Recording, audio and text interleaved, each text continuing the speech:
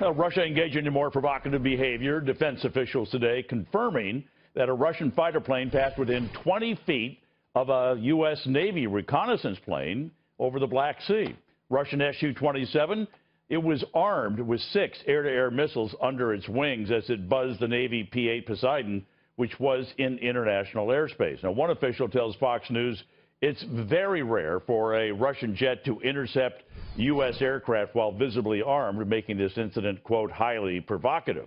And another incident yesterday, a Russian Su-24, it flew past into the South Korean air defense zone, prompting the South Korean military to scramble 2 of its fighter jets to the Sea of Japan.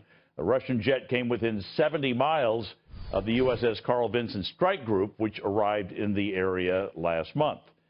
So the White House today also confirming its short list for FBI director, among them being considered former New York Police Commissioner Ray Kelly, former House Intel Chairman Mike Rogers, Congressman Trey Gowdy, Senate Majority Whip John Cornyn, and acting FBI Director Andrew McCabe.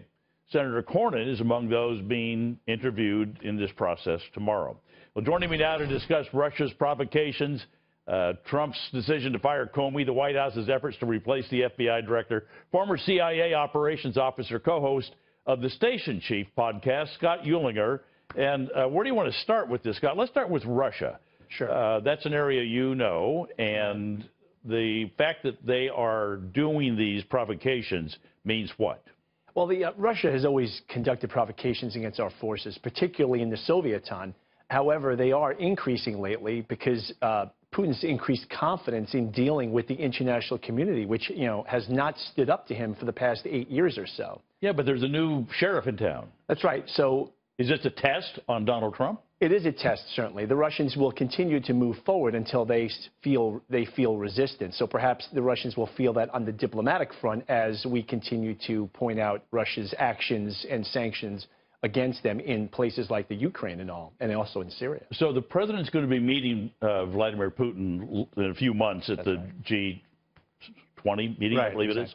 And so is that a place where these kinds of things can settle down? Certainly it will be. It will be. I think a personal meeting will do a lot to kind of diminish the current tensions that we have. And of course, I fear that a lot of our relations are also being adversely affected by this constant Russian collusion story that's baseless but is being circulated in U.S. media constantly. We have some legitimate problems with Russia that we need to negotiate. However, it makes it more complicated for our diplomats to do their job if there's constant rhetoric being thrown about in the American press that really is baseless against Russia. Well, there's 2 parts of it. There's the part about it was somebody on the Trump campaign in some sort of collusion.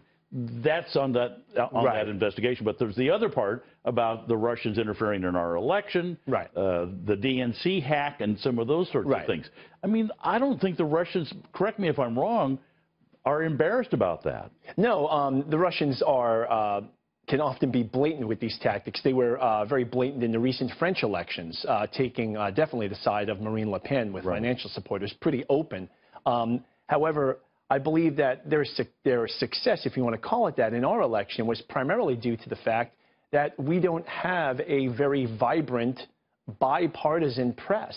And so it allows Russia to exploit some of the lack of bipartisanship in our media and basically carry forth with their mission. There's got to be somebody in the Russian government who's getting bonuses right now because of the fact that all of this, they're getting more mileage out of this than they ever thought they were going to get about disrupting our democracy, just taking apart this country, taking the unification, if there is any, and trying to tear it apart. That's right. We need to take a real serious look at what is at Russian interference in the election, and we also need to seriously investigate, for instance, some of the not too clean ties that have been shown to be between John Podesta and Russia, as well as Hillary Clinton and Russia. So a real investigation into this has not only got to continue what it's doing right now, but needs to increase the sphere of investigation by looking at things like Podesta's Russian assistance to John Podesta's businesses and all, which he never reported. His brother received big fees for exactly.